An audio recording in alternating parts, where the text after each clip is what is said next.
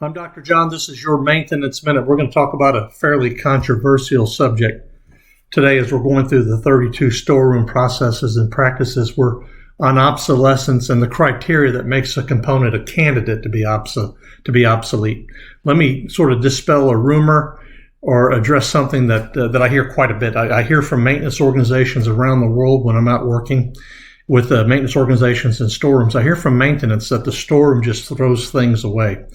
I've got to tell you, I've been in this for 38 years, and that is so rare, probably has never actually happened. I'm not saying it's never happened, but it probably hasn't. What is most likely to have happened is the storeroom has identified parts that seem to be no longer needed. There's an inch of dust on them. Maybe they're broken. Maybe there's been no demand on them for a very long time. And they've asked and they pleaded with the maintenance organization to come over and give them some call on whether to keep it or throw it away. They begged and they pleaded. No one from maintenance ever came over and made that determination. So what was the storeroom to do? They said, look, we asked you 7 times. We just had to make room, and so it's out of here. And that's probably what's very likely to happen. That's really the reason we need to have a process, and we need to agree with the production and maintenance and the engineering folks. And safety says, look, here's what we're going to do. Here's how we're going to identify candidates for obsolescence. We're not going to throw them away. We're simply going to say, based on our process, it doesn't seem like you guys need any of these anymore, right? Or maybe we don't need 25 of them. You haven't touched one in 5 years. Can I get rid of about 10 of them, right? Because they're not getting any better sitting on the shelf. So just for our process, what is an obsolete item? An obsolete component is something that's no longer needed in support of an asset out in the plant. Look, let's face it, the only thing in that storeroom ought to be components that are in direct support of the assets that are in your plant.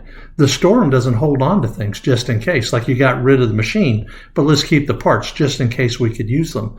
That is the absolute worst way to do maintenance, and certainly it flies in the face of inherent reliability. You don't want to do that ever, right?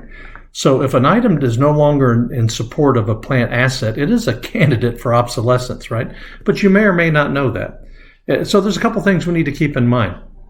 I need to keep parts in good condition in the storeroom. They need to be in good condition. Now, if they become obsolete, I'm hoping my parts that are obsolete, that is no longer needed, are in good condition, because if they are in a good, reasonable condition, in the same box they came in, if you will, then I could sell those back to the vendor, or I could sell them some other way, or I can give them to a sister plant. I can do something with them through the salvage value process, which we haven't talked about yet, but we're going to. There's a way to some disposition of the part, but if it's a part that's been abused in the storeroom or been taken out and put back, taken out and been put back, and it's been sort of ruined, and it's still sitting in a stocked item and now it becomes obsolete, I really have no other recourse but to throw that part away because we failed to take care of it. So again, an item that's no longer needed to support the plant asset, a plant asset, it's got to be on the computer system too, right? The part's in good condition, I can possibly get rid of and get some value for it. Now the criteria, what is it that alerts the storeroom that a part might be a candidate for obsolescence? Again, I'm using just this little stylus for my computer. It hasn't moved in 400 days, or it hasn't moved in, X number of years. Whatever number works for you, it doesn't matter to me. Pick a number and say, look, if this thing hasn't moved in so many days or so many years, I'm going to ask you, maintenance department or engineering or safety or production, whoever sort of owns that part, I'm going to ask you to come over and tell me what I should, where I should put. Should I get rid of it? Should I reduce the inventory? Is it a critical spare part? Hold on to it. Or my gosh, that's the last part in existence. That's the most uber critical part that we have. Make sure we take care of that thing. So what are the rules for identifying parts that are candidates for obsolescence? Again, our definition is it's no longer needed in support of any plant asset. The storeroom, everything in that storeroom has to be on that computer system.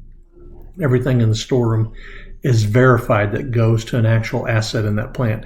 And we're not holding on to parts just in case, right? That's not how professional storeroom works. Look, this is a very important process. If you don't have one, I suggest you get one. If you have one, I suggest that you follow it. If you have one and you follow it, I suggest every year you look at it through a continuous improvement lens and improve it if you can and tighten up that inventory.